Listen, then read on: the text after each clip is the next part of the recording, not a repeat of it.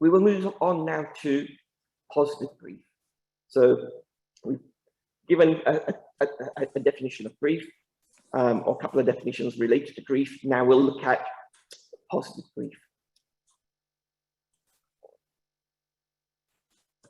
Often when I'm sharing regarding happy life habits, I'm talking about the positive emotions we have of gratitude and kindness and happiness and positivity and optimism and hope, and how various practices release these happy chemicals into our system and make us feel these things.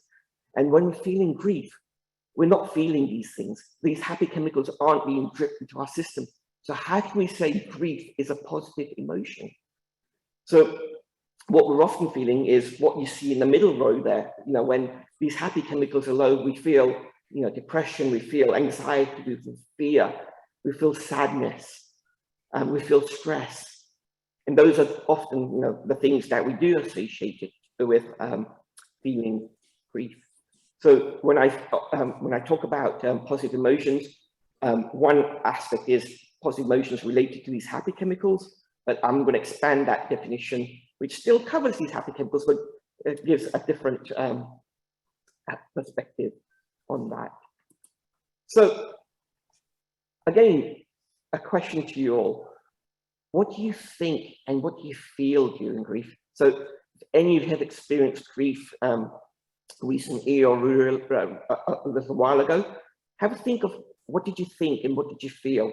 And if you want to put it in the chat, please put it in the chat. Or if you want to press the space bar and share, happy with that. If you just wave and let me know, I can call out your name and ask you to share. So that we're not talking over each other. So we've got a feeling of emptiness, a sense of how am I supposed to go on? Anger, thinking, why did this happen to me? Yeah.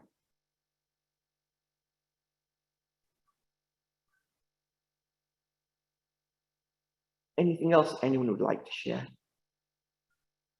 Shock, emptiness, loss. Useless, how did I not prevent this? Yeah. Numb, regret. Vulnerable, sadness, that part of life now just does not exist, and regret. Absolutely. Helpless. Yeah. Disbelief, surreal. I don't have the strength to continue. More emptiness. Yeah. So spot on, and we feel these things, and these are things which consume us. So when my friend Bobby died, as I shared, I was consumed with remorse and sadness and a real sense of loss. The happiness had dissipated away, not able to think clearly, and all my thoughts were just going to that loss and the remorse and the regret related to that. So a little bit of science. So when we feel grief, this is what happens in the brain. So we feel sadness, we feel confusion, we feel disorientated, our immunity goes down, so we're more susceptible to illness, and we have anxiety. What happens when we feel grief is the thinking center of the brain, the prefrontal cortex, the front part, it becomes underactive. So from how it's normally functioning, it becomes underactive. The emotional regulator, which is controlling and regulating our emotions, that becomes underactive. So your thinking and your feeling brain components have become underactive. The limbic brain, the old brain, has become dominant. This is our survival brain. It's our, causes our survival instincts. This has become more dominant. So when we're facing and experiencing this trauma, this becomes a key player. And and also, related to that, another part of the brain which controls our fear and our sleep, the amygdala, that becomes overactive. So either we're sleeping too much or we're not sleeping enough, and we're having a lot of sense of fear. So all of these things together are impacting our thinking, they're impacting our emotions, putting us into survival mode, controlling our fear and our sleep, and it's just a whirlwind of emotions and thoughts and confusion. And what this can lead to, and what it does do, is with that survival mode and the fear, stress is being induced. And so the cortisol hormone is being put into our system. Our body and our brain have gone into fight, flight, and fear mode. And with that thinking part of the brain not working so well, our cognitive flexibility is less. So we're not able to make decisions. We're not maybe sometimes able to respond to someone asking, what would you like to eat? All of these things are impacted during this period. What's in essence happened is our left brain and our right brain, so our thinking brain and our feeling brain, have become underactive, as we said, and in a way separated to some extent, the left hemisphere, the right hemisphere. What we need to do is put in some of the self-care practices, so gratitude, journaling, meditation, walking, and many of these other things. What that does is helps to create that integration. When we're practicing gratitude and we're practicing, we're thinking about what we're grateful for. When we're practicing mindfulness, we're thinking about what's happening in the moment. We're having those thoughts, we're having those feelings, we're making those parts of the brain work, and we're trying to reintegrate those. So those are some of the experiences we can have. So we can understand why we have these thoughts and feelings because of that separation and those changes occurring because of the grief. And we're also aware that these are some of the things we can do to try and bring some coherence back to that. Does that make sense? A quick nod of heads or a thumbs up so far would be great, just to check in. Awesome. So there's a well-documented stages of grief. It's called the 5 stages of grief. Actually, it's 5+1 now stages of grief. A Swiss American psychologist called Elizabeth Kubla Ross, she developed these. She, studied people who and researched people who were dying, and observed them, spoke with them, interviewed them, and came up with these 5 stages. So remember, these 5 stages, when she researched them, were for people who were dying. And these same 5 stages, when she described them and shared them, people who had experienced someone passing away said, we're feeling the same things. And hence, they've been associated with grief. So it started with the research of people who were passing away, who were dying, observing them, and they felt these 5 stages, and now it's associated with people who are grieving. And this model has been extended by David Kessler. And some of the, what I'm sharing is, some of the work that he's shared and that. So these stages, they're not linear. You don't go from one stage to the next to the next. They're not chronological, that this happens first and then this one and then this one. There's no clear boundaries between them. You might not go through all the stages, and you might bounce back and go into another one again. And as I explain these and share these stages, and if you remember what's happening with the changes in the brain, they'll become more sensible of what's going on. So one of the stages is denial. It's, I can't believe this has happened, or I can't believe so-and-so's passed away, or I can't believe they're gone. So it's that disbelief, denial, you're not accepting, the reality of what's just happened. And that's the brain, trying to protect you. So that's what's kicking in.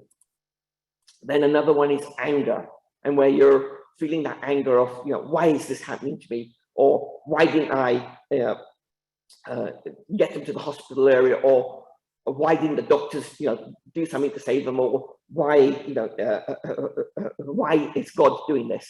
So it's anger being felt. And then there's bargaining as well. So it's the what ifs and the regrets, like, what if I had spent more time? Or what if I had, got the checkup done earlier? Or, regret that I hadn't spent as much time with them. Or bargaining with God as well. If, God, if you can, save them or bring them back, then I'll do this or I'll do that. So it's that sense of bargaining coming in. And then there's also depression, as some of that reality starts to kick in of that sense of loss. And as I mentioned, those happier chemicals being in a lower manner, those all cause us to feel depressed and anxiety and worry. And then you come to a point which is acceptance. And this is, again, I think, when the left and the right brain are starting to integrate, and we get that sense of acceptance that, okay, this is the new reality. This has happened. This is the case. And then the one that David Kessler's added to this, these five, the plus one, is meaning. And again, this is related to integration, and it's about meaning in the sense of, now that I've got this loss, what does it mean? What can I do with this? How can I take it forward? So an example might be where a mother has lost her child to a drunk driver. So the meaning she gets is by working on helping to prevent others from losing their children to drunk drivers, and campaigning and finding meaning in that life to pursue in that manner. So those are some of the aspects there. So this is one model. There are a few other models there, but this one I related to quite a lot with some of the feelings I had, in that first experience of grief. And as mentioned, they're not chronological. There isn't a time down that you're going to feel this for the next 40 days or the next 2 weeks. It could be weeks, it could be months, it could be years, and you could be going back and forth in these. And that's something for us to be aware of and appreciate and understand. And this depiction from the Kubla Ross, website, I think shows it quite nicely. It's not, logical steps one after the other. It's this cyclic version where you could be, spinning around, going through these and working through these at, different levels. In that way. With those who've experienced grief, do you relate to some of these stages, some of these feelings? And with what we were sharing in regards to the emptiness and guilt and regret and numbness, I think it helps capture some of those. Okay, so questions I'll take at the end. So we'll work through the questions at the end. What do you see? What is this a picture of? What does it symbolize? And who's been here? Just drop a note if you've been there, and if you can share what it represents, what it symbolizes. It's the Taj Mahal. Yep, one of the 7 wonders of the world. It's in Agra in India. Yep, people have been there. It's a marvel of architecture. It's over 300 years old, almost 400 years ago. Symbolizes love and grief. It symbolizes love. Beauty represents love. Symbolic of love and loss. Absolutely. So this structure is often what is used to symbolize love. It's there, with the romantic notion of being built by Mughal Emperor Shah Jahan for Mumtaz, his queen, after she passed away. It's, the love story is there. She passed away. He was so grief-stricken. The logs, of that time captured that. He was so grief-stricken that he requested the building of this monument. It took, I think, more than 10 years to build. So many people involved, so much architecture, so much cost. And what it does, it houses the tomb of Mumtaz, and now also of Shah Jahan.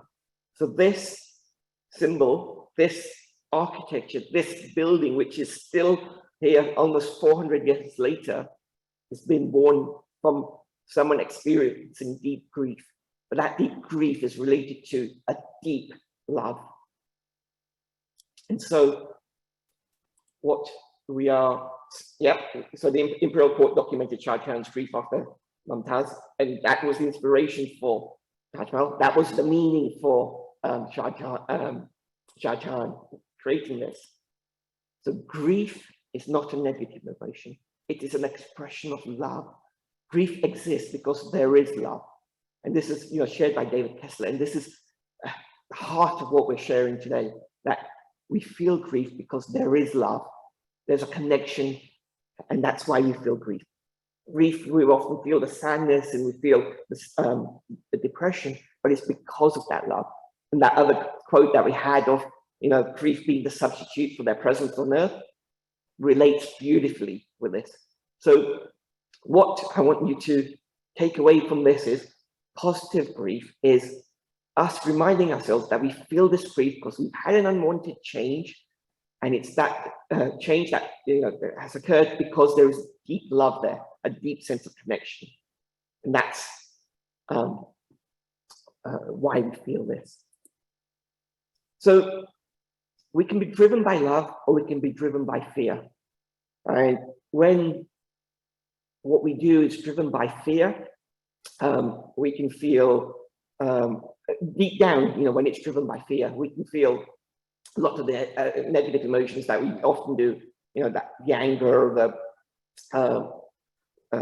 sadness to some extent, but fear, anxiety of the future, what's going to happen, all of these things we can feel. And deep down, when it's centered on love, then the experience is different. And if we can remind ourselves that, you know, we feel that grief because of love, and move ourselves more closer to that expression of love and everything related to it, then our grief is a different kind of grief. If that makes sense there. Yeah. So we shared what grief is, and we've given an example, or we've defined what positive grief is. It's hooked to love, and it's cause of love that it's there. And when we base it from there, we can move and shift ourselves away from feeling the sadness and the depression and some of those regrets feelings of experiencing them a little bit less. So it's not a case of we don't experience them. We do need to experience them. We need to embrace them, but we don't need to feel them so intensely and for so long. We can shift away and move towards integration, move towards meaning. So as before, from your list, please cross off the next 6 least important items that you have on your list. So Rachel has shared grief is just love with no place to go. That's by Jamie Anderson. Yep, that's a great one.